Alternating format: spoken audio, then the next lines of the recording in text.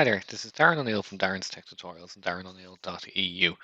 In this short video, I'm going to show you how to install LibreOffice on Windows.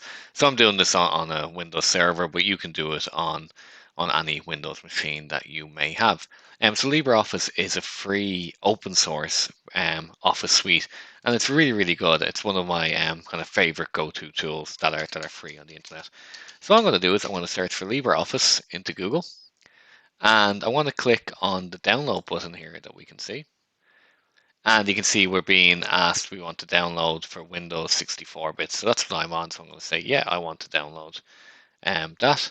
And we can see the download is kicked off. So what I'm going to do is I'm going to pause the video here while this downloads.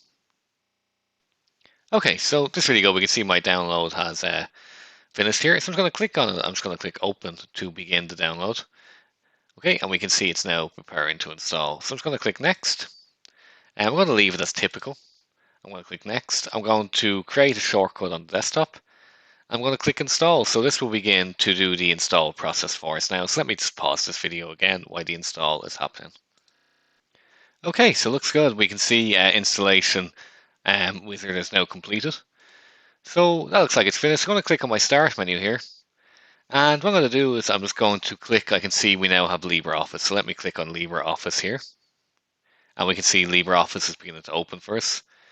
Great, and we can see we have Word documents, spreadsheet, presentation, basic database. It's a really fantastic tool that is completely free. It's open source, and it's really is an excellent tool to use. So that was how to install LibreOffice on Windows. I do hope that was useful, and if you have any issues, please do comment below, and if I can help, I certainly will. And as always, thank you for watching.